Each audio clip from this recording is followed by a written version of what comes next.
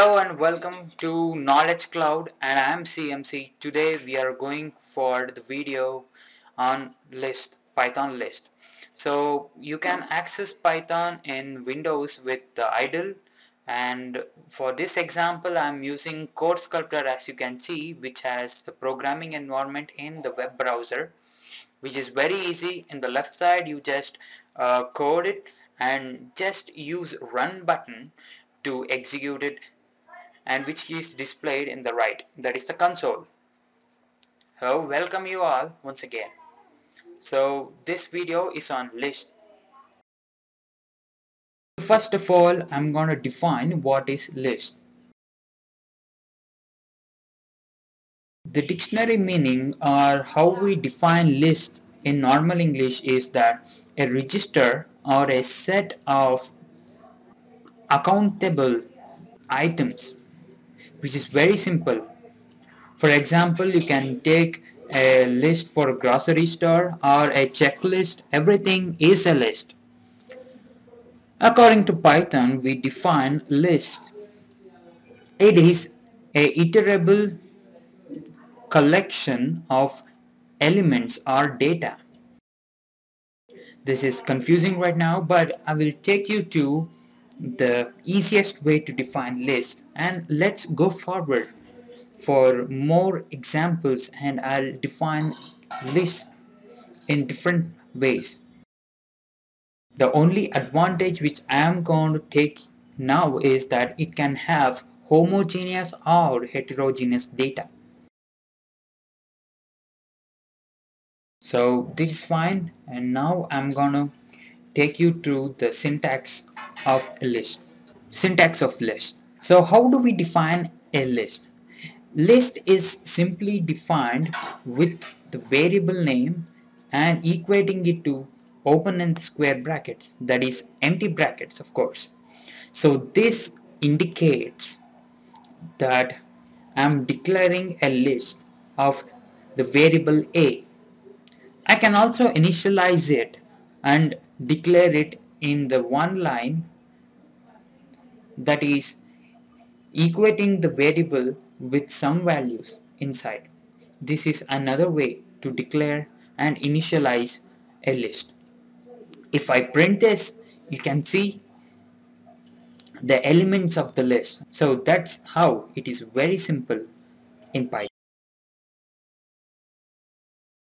Now I can also declare some of the list which has different values, that is I have integers, string, floating point numbers, and also boolean values.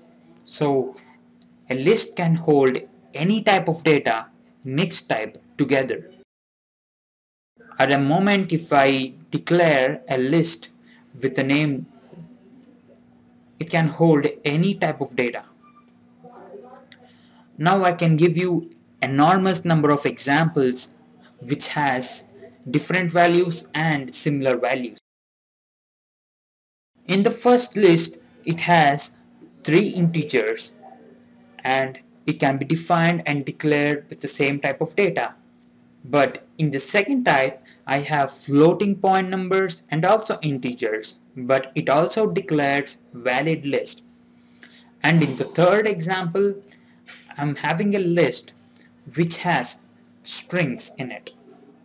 Doesn't matter what is the length of the string, but it takes it and defines it as. And the next example, I'm using all these different types of data, that is floating point numbers, string, integers, and also boolean type together and declared as a list. So if I print these values together, you can easily note that a list doesn't bother what type or what the element type you have, but it declares and initializes the list how you define it. That's how it is very easy. A list can be of any type. You can declare it with any number of elements and also any type of elements. And for more information on list, it is very easy. Go to docs and you can find the list in the appropriate menu so that you can find all the details of list in it, all the methods, so you go through it will be easy. And now we'll come to the most interesting and needful part of the list, that is accessing list. Till now we defined it, we initialized it, but now how to use it. So for the example or the illustration purpose, I use a common list throughout this session, that is A1 is equal to 5, 7, 2 and 9, which has some of the elements. Now to print the first element of the list, I use the index 0. So index 0 is 5, so 5 is printed. So if I want to print the last element of the list, now I can go for index 3. That is 0, 1, 2, 3, 9 is the element in the list. Always the convention is that indices start from 0. And now I can also use a negative number -1 to traverse from the reverse direction. And reverse direction, the first element is 9. So this is one of the other way to access the list. And now if I want to have a mathematical operation such as 0 plus 2, it calculates the index 0 plus 2.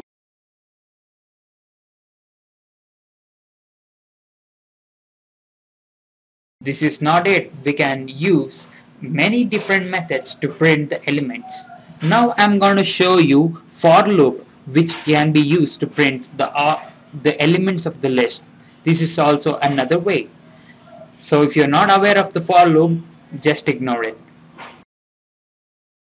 I've used this statement where I is the index which loops from 0 to 3, 0, 1, 2, 3. And if I use the print statement, now you can see that I have printed all the elements of the list.